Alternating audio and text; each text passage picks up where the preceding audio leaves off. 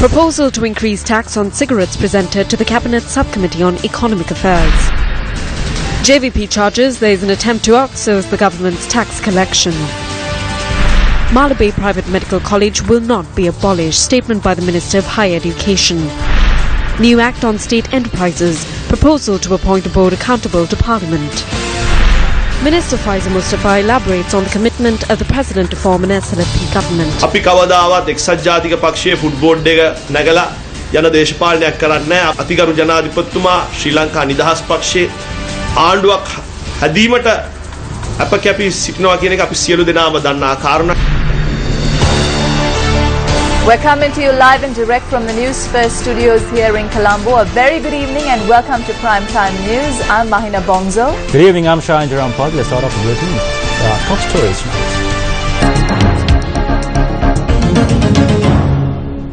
The event to review the annual progress of the Ministry of Sports and its vision for the future was presided over by President Maithripala Sirisena today. During the event, President Maithripala Sirisena officially named the new auditorium of the Sports Ministry as the Duncan White Auditorium and presented prizes and certificates to sportsmen and women and trainers. Lanka Olympic Susantika Jayasinghe, who brought honour and glory to the country after winning an Olympic medal, has been appointed as a consultant following the approval of the President, the Prime Minister and the Cabinet. We are pleased that we will be able to obtain their services to the country during their entire lifetime.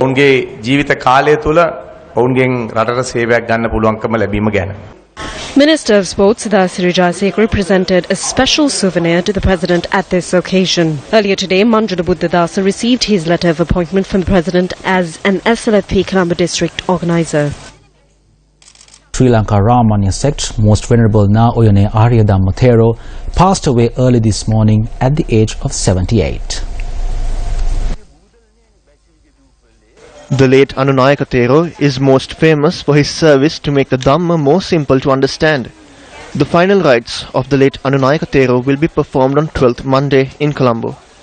The body will be placed at the Na Uyana Aranya Senasaniya in Malsripura today and tomorrow for the public to pay their last respects, and will be moved to the Aranya Senasaniya in Galduwa on the 9th and will be placed there on the 10th as well.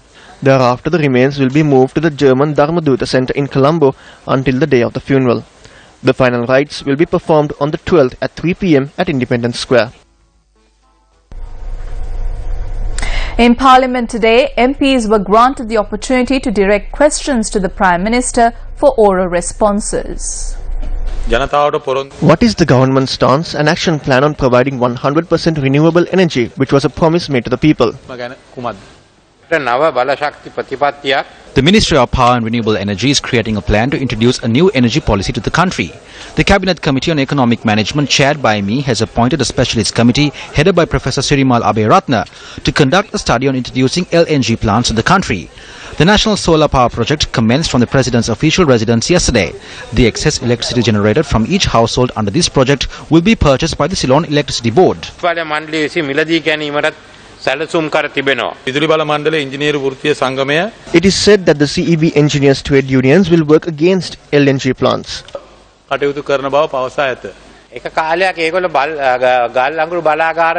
held the same stance on coal power plants at one time. Following the Paris Accord, we cannot go back there. Will Tamil-speaking youth be recruited to the three armed forces? And will Tamil-speaking youth be given the opportunity to join the Sri Lanka Police and Department of Prisons? There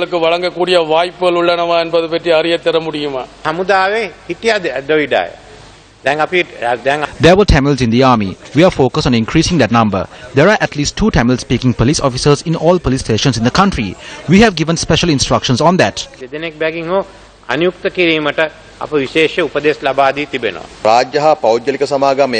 Can you reveal the state institutions that will be merged with private organizations or the ones in which the management will be privatized? What prompted such actions?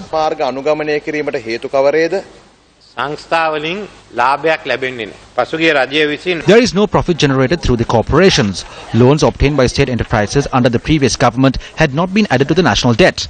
We are looking at a public-private partnership after taking into consideration the state of Sri Lankan Airlines. We also hope to sell shares or the entirety of the companies such as Lanka Hospitals, Sri Lanka Insurance and Hilton Hotels.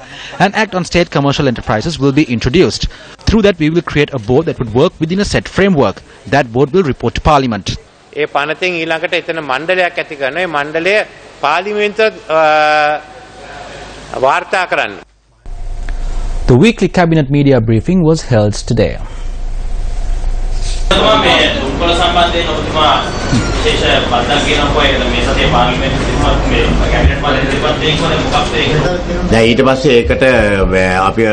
No, we met with the subcommittee on economic affairs and appointed 3 ministers to prepare a report.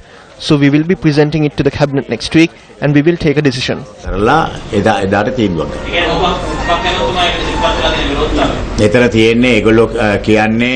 The finance minister says it will be a loss. When I spoke to the president, he was also of the view that we need to weaken this trade. No, this will not be dragged. We will never take a step back. No matter what comes in our way, we will take this forward.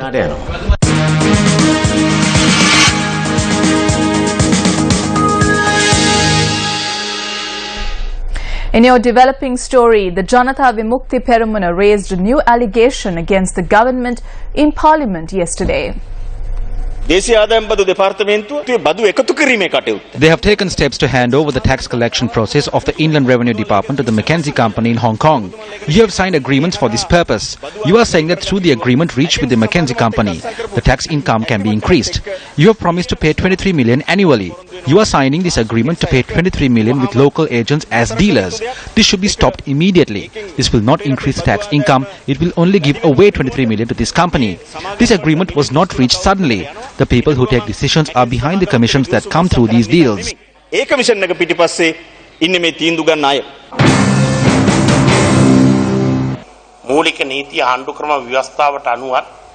According to the Constitution as well as the Inland Revenue Act, the sole power to collect taxes is vested with the Inland Revenue Department. We as the joint opposition will oppose any attempts to hand this over to even a private firm based in the country, let alone an international body.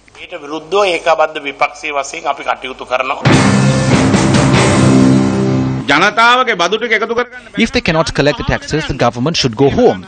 We ask the government to cancel this agreement. We ask the Prime Minister and the President, based on what necessity was the tax collection process handed over to the private sector? Which cabinet approved this? This has been carried out by the Minister of Finance without cabinet approval. This is the inability of the government.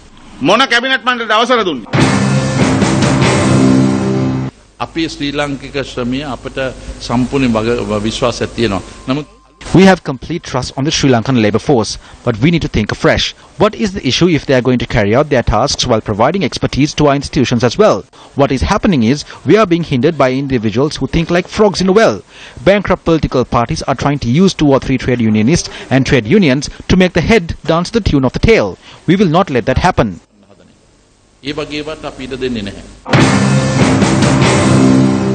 Meanwhile, a press release issued by the Ministry of National Policies and Economic Affairs reveals that the government is to obtain services of Baker and McKenzie, a global law firm, with regard to tax-related matters. The release stated that the services from the Hong Kong branch of the said firm will be obtained to study the legal implications of the different financial models like those present in Ireland, UK, Channel Islands, Dubai and Hong Kong. The firm, according to the release by the ministry, is to advise the government to draft new laws and to revise existing laws relating to the proposed financial city. The release says that the firm is also advising the government on the Indonesian tax laws and other similar laws. The release goes on to say that the law firm does not operate an office in Colombo, that it does not practice in Sri Lanka, and that they are not entitled to practice here under the rules of the Supreme Court.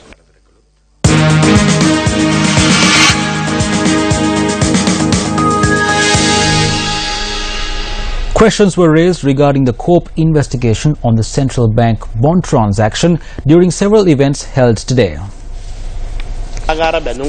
We expect that the central bank bond issue will be considered as a key issue and included in this report. Since the Auditor General has submitted a report to you in this regard, we urge the Chairman to table this report to Parliament.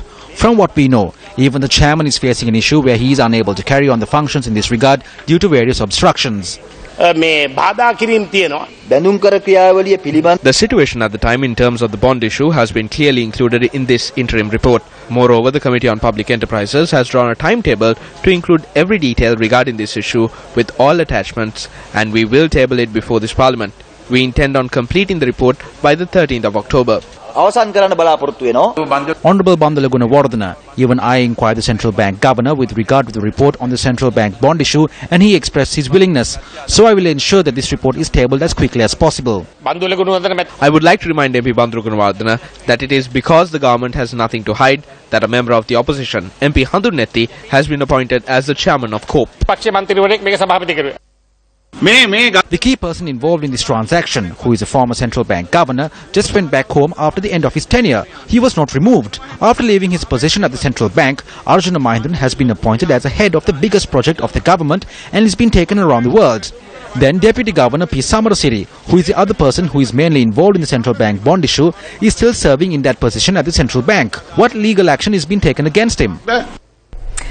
Minister of Higher Education and Highways Lakshman Kiriyala revealed in Parliament today that plans are being drawn up to convert the private medical college in Malabe into a government-affiliated institute.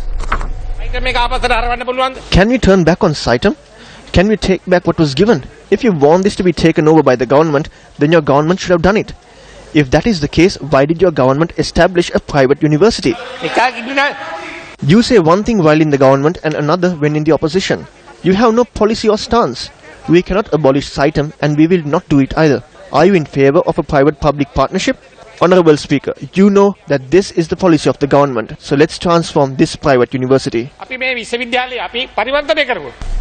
Following are the views that were expressed on the FCID seizure of a sports car said to have been owned by MP Namal Rajapaksa.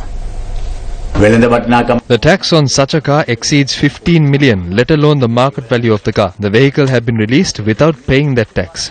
I am not sure if that tax benefit was also given to that purchaser. This car cannot be purchased under the permit because the permit too has a certain limitation.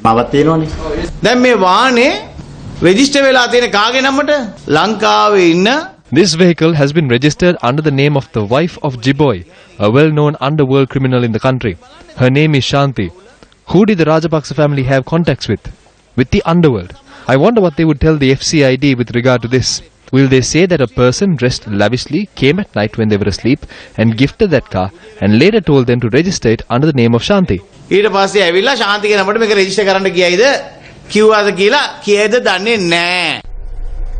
The case pertaining to the murder of Wasim Tajuddin was taken up at the Colombo Magistrates Court once again today. Former senior DIG Anurasena Naika and former Narahempita Crimes OIC Sumit Champika Pereira, who were arrested on the charge of concealing evidence in the murder of Wasim Tajuddin, have been remanded until the 21st of this month. Senior State Counsel Tiran Ratnaika informed courts that the foreign agency which was handed the task of examining the CCTV footage of Tajuddin's murder has notified that the footage is unclear to base its investigation. Ratnaika also informed court that investigations are being held to ascertain if former Judicial Medical Officer Anand Samarasekara, just prior to his retirement, had taken away any remains of the body of Wasim Tajuddin which were left refrigerated for further investigations. It was also said in court that the Medical Council is to launch an investigation into the former Judicial Medical Officer. Meanwhile, Senior State Counsel Tiran Ratnaika proposed a medical report to be compiled regarding the need for former Senior DIG Anurasena Naika to continue to receive treatment at the paying ward he has been admitted to at the Colombo National Hospital. Thereafter, Colombo Additional Magistrate Nishanta Piris ordered that a medical report be submitted in this regard. The Additional Magistrate noted that a written explanation is required from the hospital director if Sena Naika has been receiving treatment at the hospital for a long period of time. Meanwhile, Chairman of Avantgarde Nisanka Senadipati and former Chairman Major General Palita Fernando, who were arrested and later granted bail by court yesterday, fulfilled their bail conditions today. The duo were imposed 2 cash bills of 250,000 rupees each and 4 sureties of 10 million rupees each. The verdict on the case pertaining to the murder of Bharata Lakshman Premachandra and 3 others is scheduled to be issued tomorrow. The case into the murders were heard against former parliamentarian Duminda Silva and 12 other defendants. The shooting was carried out on the 8th of October 2011 during the local government election. While the case was heard for over a year and a half, a decision was reached to issue a verdict after all evidence was examined and completed. Today marks the 50th consecutive day of the Gum at the 100-day initiative.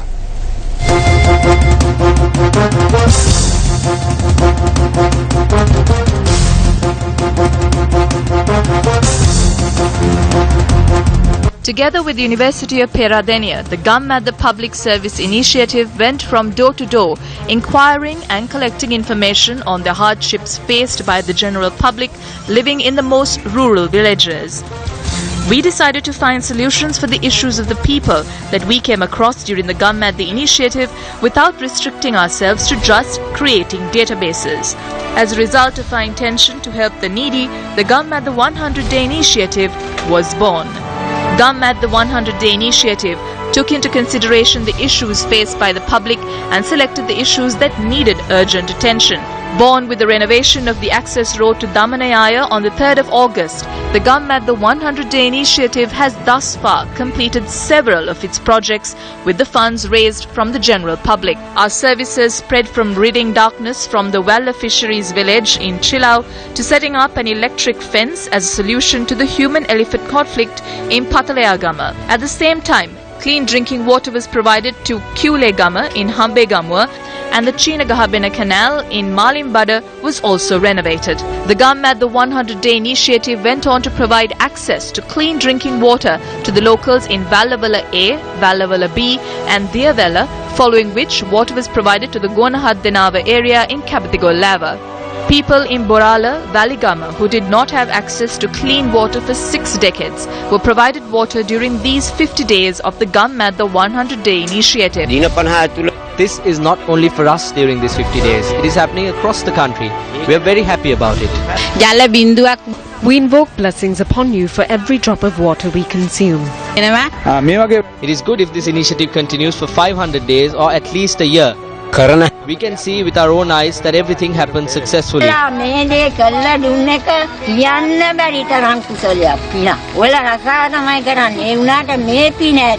Many other projects to resolve the issues in rural areas which were unseen and unheard by the relevant authorities are nearing completion.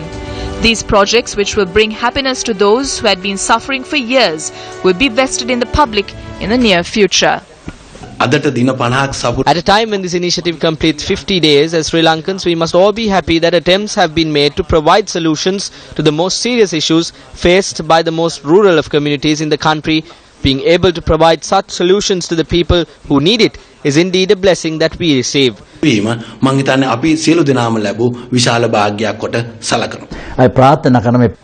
pray that this initiative will not stop at the 50 days mark and that it continues. Issues in villages are never ending. Sirasa intervening in this matter will attribute to the development of not only the village but the country as well.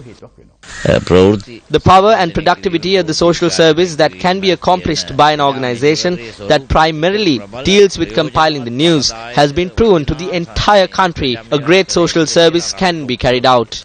The Gum at the 100-day initiative. With the people, for the people. In more local news, Minister Faiza Mustafa convened a media briefing today. We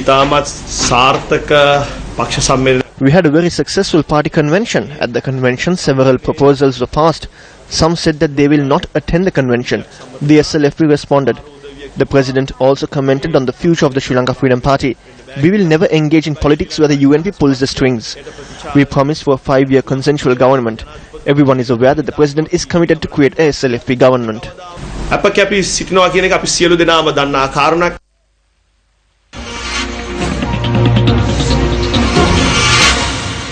The Ampara District Development Coordinating Committee convened under its co-chairpersons today, giving prominence to the circulars that have been issued stating that Wednesday would be a public day for state institutions.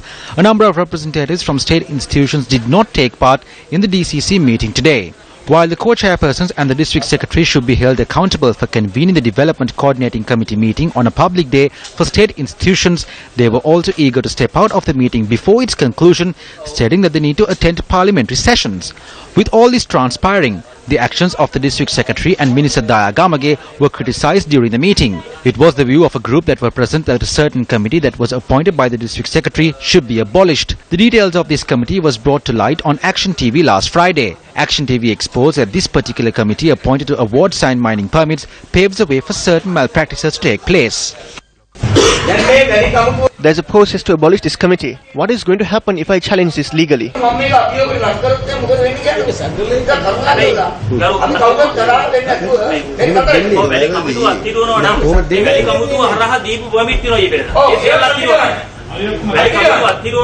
If the sand committee is being abolished, there are permits that were awarded by it in the recent past. Those should be abolished as well. I do not like to make this a debate. There is no need to make this a bad incident. Let me peacefully make a request from you to abolish the sand committee.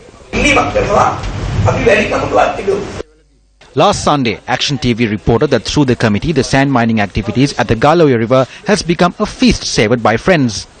This letter sent by Minister Daya Gamage to the district secretary, who is also the chairman of the committee in question, requesting sand permits be provided to a list of his associates carry out mining activities along the Galoya River, proves this point further. I have not asked for sand to be given to anyone from here and there. I do not receive a commission from anyone, and I do not receive any money from a cube of sand. That is not my business. So it is not an issue for me. What we want is to help the people and to make them the final benefactors. So let us ask this committee to look into what the cost of a cube of sand is in the market. You cannot accept the committee itself.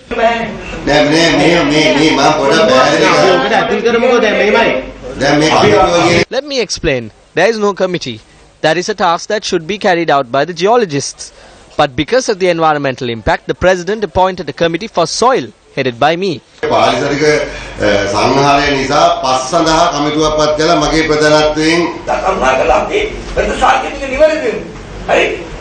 Let it be clear with our conscience. Someone can be a part of this racket without proper knowledge. We have to stop this racket.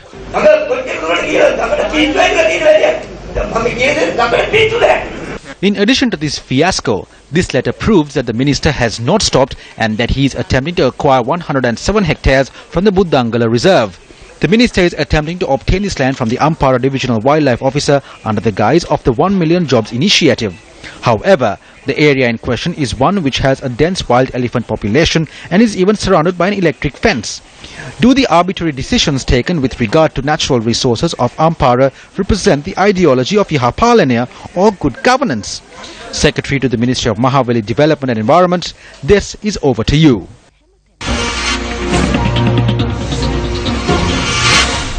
A workshop organized by the Rubber Research Institute of Sri Lanka together with the International Rubber Research and Development Board was held in Colombo this morning. The workshop was held under the theme Coping Mechanisms for Low Rubber Price. It brought together national and international representatives from industry, public authorities and research institutions to explore and discuss opportunities and strengths related to the rubber market. Although we were a larger rubber producing country in the 60s and 70s, our percentage has significantly come down. Nevertheless, we still produce a significant amount of rubber, and more than anything else, we are concerned about the livelihood of the smallholders who are affected by the low rubber prices. It is a more than an economic cost, a social cost that the government has to bear. While we speak in these very nice conditions in 5-star hotels, people's lives can be crashing down because of the low rubber prices. Also, I'd just like to mention to you the idea of a rubber hub in Sri Lanka. It's envisioned in the master plan that we have already undertaken. That is Sri Lanka to add value in rubber production as a hub in the Asian region. Minister of Finance Ravi Karnanayaka met with the research team of the Citizens Engagement in the Budgetary Process 2017 program today.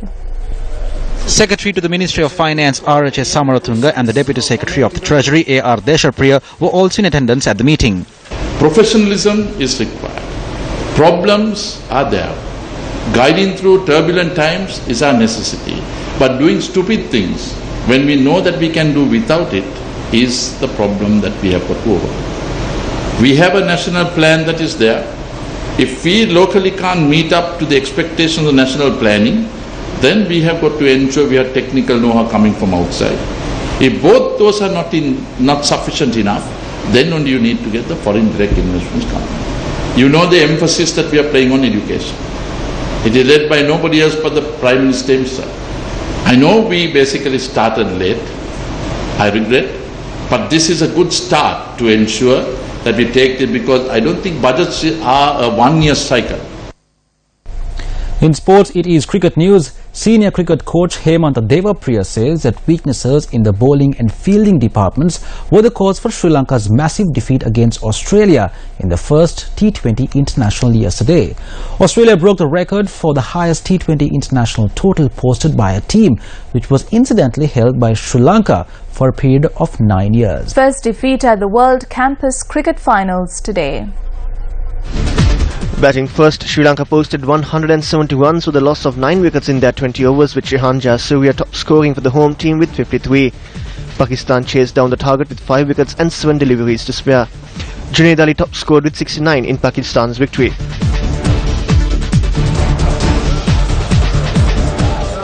The United Arab Emirates defeated India by 33 runs in their encounter today. UAE posted 152 for 7 and India were bundled out for 119.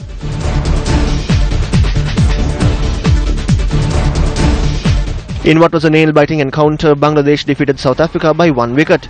Abhishek Mitra guided Bangladesh's cruise to victory with a half-century. England posted 211 runs in 20 overs to defeat Australia by 44 runs. Australia were restricted to 167 runs with a loss of 8 wickets in their 20 overs. And that is a wrap of Primetime News here on News First. It was a pleasure having you with us. For the News First team, I am Shahin Jurangpati. And I'm Mahina Bongzo. Good night.